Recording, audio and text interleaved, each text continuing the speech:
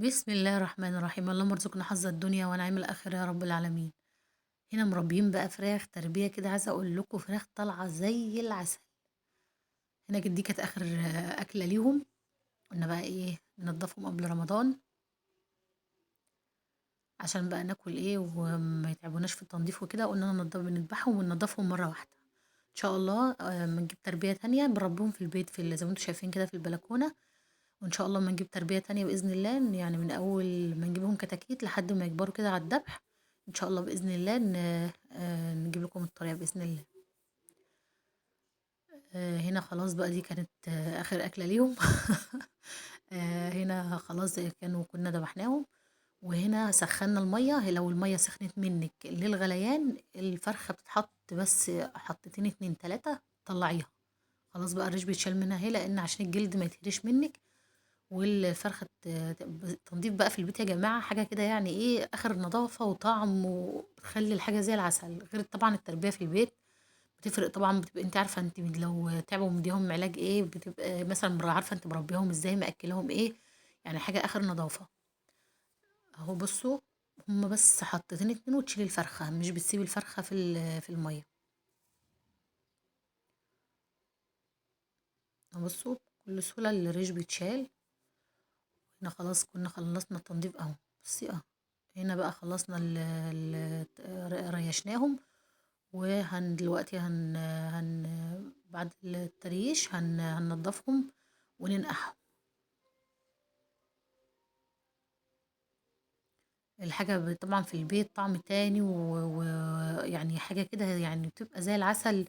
ونظافة، وعارفة انت عاملة فيهم ايه ونضفاهم ازاي، ومفيش مش 100 مية محطوطة فيهم، لا هي مية مية، وعايزة تغير المية طبعا بتغيريها. بصوا، والحاجة بتطلع زي الفل وبيضة وحاجة يعني ايه تستاهل بقك. وهنا بقى خلاص اهو كنا بنكمل بقية التريش بتاعهم.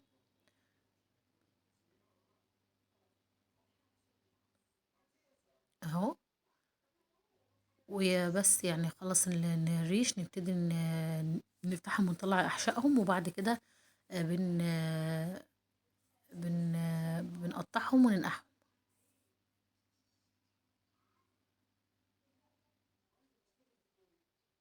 تاكلي طبعا كبدة نضيفة، القناصة نضيفة، مش متهرمنة، مش واخدة حقن.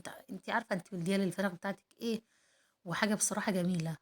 طبعا التربية دي بالنسبة لنا يعني دي هي ديت أغلى تربية احنا ربيناها، بس حلوة. حاجة انت عارفة انت عاملاها ازاي، حاجة نضيفة. هنا طبعا كان عندنا قشر برتقان. طبعا البرتقان قبل ما نقشره بنغسله طبعا، والقشر اهو نضيف زي ما انتم شايفين. وليمون وملح ودقيق. وده المحلول بتاع يعني ايه النقع بتاعهم. في طريقتين للنقع. في ناس بتنقع الطيور وتجيبها تحطها في الفريزر، وانا ما برجحش دي. انا الفراخ في الطريقه التانية اللي انا برجحها، بتجيب الفراخ سليمه. آآ آآ بتشطفيها طبعًا كويس، بتغسليها كويس جدًا تحت المَيّة، وبعد كده تحطيها في كيس تلاجة وتحطيها في التلاجة. بتطلّعيها بقى، بتعملي لها محلول النقع قبل الطبخ. دي الطريقة اللي أنا بارجحها. بس الطريقة دي عشان طبعًا الطريقة ديّة بتبقى كويسة برضه لمّا بنطلّع منها صدور عشان نعمل منها بانيه.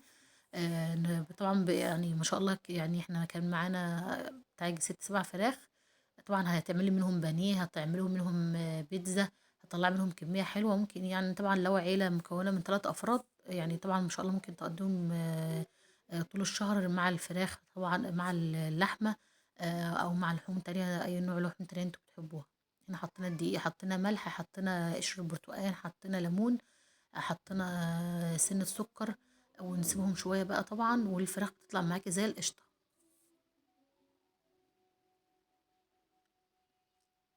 كنا بقى بننزل عليهم بالمَيّة أهو.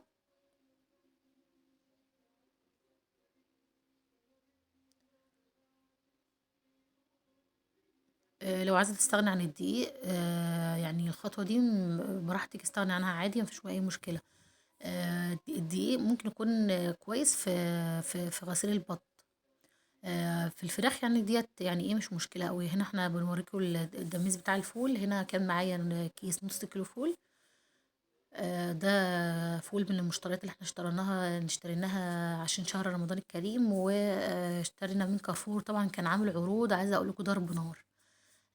هنا جبنا نص كيلو الفول هننقعه، طبعا معاكي بقى 3 4 ساعات، تروحي مشوارك، يعني تخلصي طلباتك وتعلقي عليه قبل ما تنامي، تعلقي عليه يعني بالليل وانتي قاعدة في السهرة كده، وبعد كده تطفي عليه قبل ما تنامي وتصحي تعبيه. هنا طبعا الفول كانت ناقعة اهو، نفش شوية، ومحضرين جزرية مبشورة وشوية عدس، عايزة تحطي حمص انت حرة بداله، وعايزة تحطي برضو رز برضو بداله عشان يخلي المية بتاعت الفول مظبوطة. هنا هنحط ليمونة سليمة، وهنحط نص كوباية خل أو ربع كوباية خل، وهنا ممكن تحط له سنة سكر، يعني انت عايزة تحطي للفول سنة سكر برضو، ده بيحفظه وبيبقى حلو برضو. هنا نسينا نحط سنة السكر بتاعتنا أو معلقة شاي سكر. تحطي طبعا كل المكونات بتاعتك ويا دوبك بس ياخد غلوتين وهدي، وتظبطي المية تكون زيادة عليه بشوية، يعني تكون زيادة عليه عشان ما تضطريش كل شوية تفتحي عليه وتقفلي. هنا بتحطي المية الكافية اللي بالنسبة لك، يعني مثلا لو نص كيلو فول بتحطي طبعا يعني ايه، يعني تغطي الفول وزيادة حبتين تلاتة عشان ما تضطريش تفتحي عليه كل شوية. هنا بنحط الخل اهو، حطينا العدس وحطينا الجزر، وهنحط الخل وسنة سكر. ما بتحط طبعا الفول ما بتحطش عليه ملح ابدا، غير في وانت بتيجي طبعا تجهزيه عشان يتاكل. هنا بقى هنغطي عليه ونسيبه يعيش حياته مع نفسه، حسب ما يستوي معاكي ممكن ياخد معاكي 3 4 ساعات على النار حسب الفولة اللي معاكي. هنا خلاص كان الفول اتدمس اهو.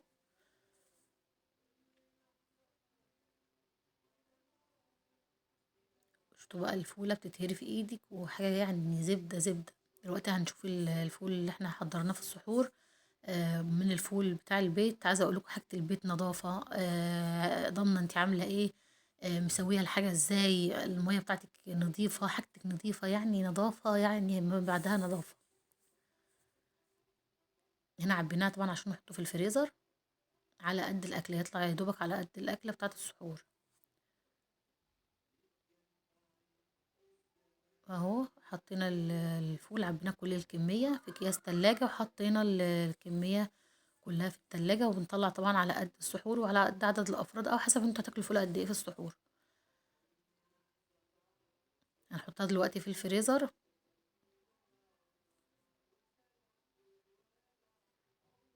على قد الاكلة. الفول طبعا والله العظيم طالع زبدة، كأنك بتاكلي كريمة كده.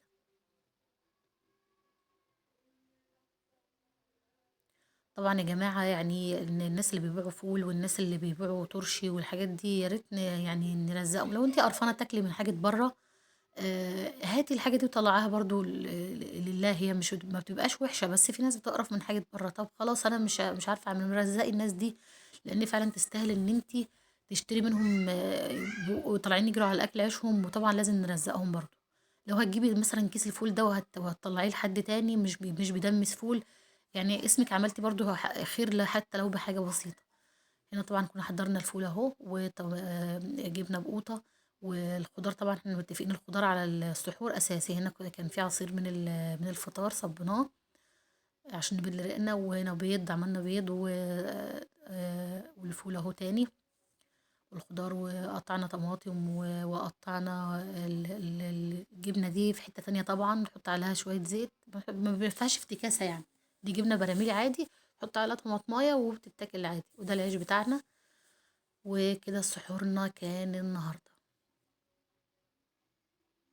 بعد ما خلصنا السحور قلنا ايه، نشرب كوباية شاي بلبن كده، ايه تظبط يومنا، وايه نبقى ايه كده نايمين متسحرين، وايه تمام التمام ومية فل وعشرة. طب هنا بقى حطينا سكر، ونحط الشاي بتاعنا، لا مش الشاي بتاعي عادي، وبصبه في الكوبايات، وطبعا بكون غالية اللبن بتاعي، وحاطة بس يعني 3/4 حسب ما انت بقى عايزة ايه طعم الشاي، او السكر هو او اللبن هو اللي غالب.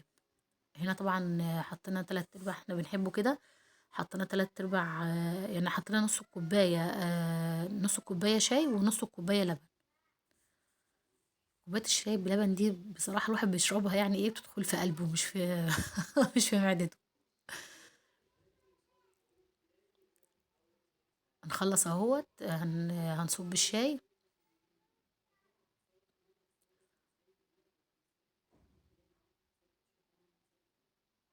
من شاي ليبتون. بحس ان شاي ليبتون يا جماعه جميل، يعني شاي العروسه خفيف بصراحه وما عادش حلو زي الاول. شاي ليبتون جميل، وبس يا دوبك ممكن تحطي نص معلقه، ربع معلقه، تحس ان الشاي بتظبط معاكي على طول. هنوريكم دلوقتي المشتريات بتاعت رمضان، كنا جايبينها من كارفور، كان عامل عروض بصراحه جميله جدا، ويعني عروضها كانت حلوه قوي وعجبانا بصراحه. هنا هنا اهو. ممكن تحطي ربع كوبايه شاي عادي، مش مشكله، تقللي في الشاي وتكتري في اللبن. انت بقى حسب ذوقك في شرب الشاي بلبن، تكتري شاي عن اللبن، تكتري لبن عن الشاي.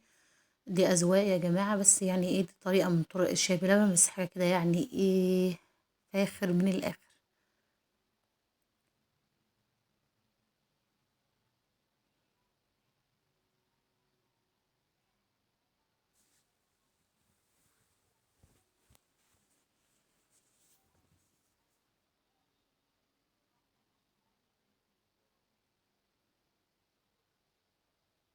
طفلك بيحب الشاي او اللي بيحب الشاي، طبعا الاطفال كلهم بيبقوا نازلين حابين الشاي والقهوه، زي ما يكون مفطومين عليهم، مش عارفه ازاي. هنا بقى كانت المشتريات الكارفور اهي، جبنا ده نص لحمه مفروم، وده نص لحمه مفروم، الكيلو ب150 جنيه. ودوت كيس ملوخية ب10 جنيه. ودول لفتين جلاش.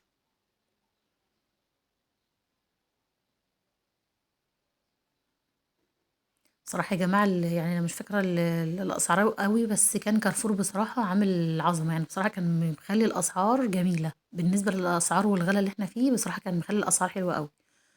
هنا جبنا مكرونة سباكيتي، وجبنا مكرونة لام، وجبنا دقيق، وجبنا ملح، وجبنا صلصة، وجبنا السمنة بتاعتنا، وجبنا البريل.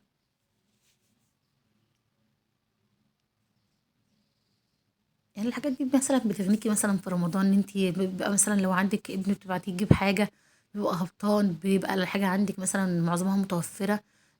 مثلا بتغنيكي ان انت ده، لو انت مثلا مقتدرة ان انت تجيبي مثلا مشتريات زي دي. يعني عندك ما عندكيش قدرة، هات اليوم بيوم وبرضه ما فيش أي مشكلة، وربنا يقدرك ويعينك برضه في يعني المشي، الحركة حلوة وبركة وكل حاجة.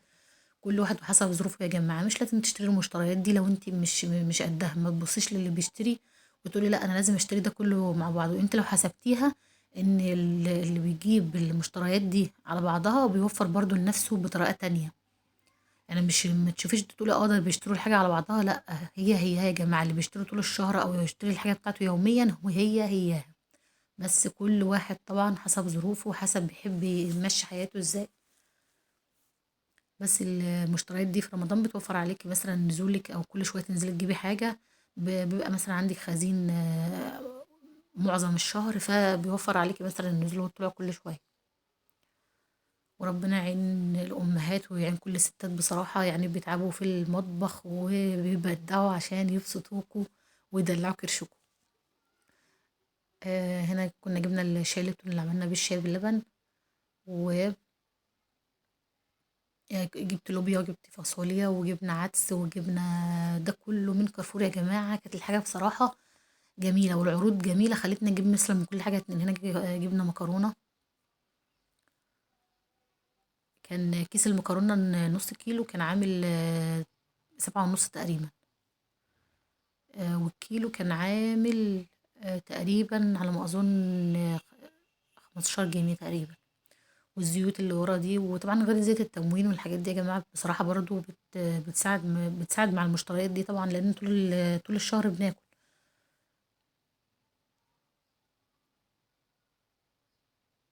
دي كانت المشتريات بتاعتنا لشهر رمضان. طبعا بيبقى هنا البن بتاعنا كنا جايبينه من مطحن. البن طبعا غالي جدا يا جماعة. التمن كيلو التمن عامل طبعا هو أنواع التمن اللي هو العادي السادة عامل 25 جنيه ده العادي. لا كل ما يعني تاخدي بن أفخم شوية بيزيد طبعا، يعني بيخش له في 40 جنيه التمن. ربنا يعيننا بقى عليه. شاي القهوة هي الحاجة الوحيدة اللي مصبرنا ويخلينا فايقين يعني ايه عشان نعرف نظبط اليوم بتاعنا. دي كانت المشتريات بتاعتنا النهاردة وربنا يعين كل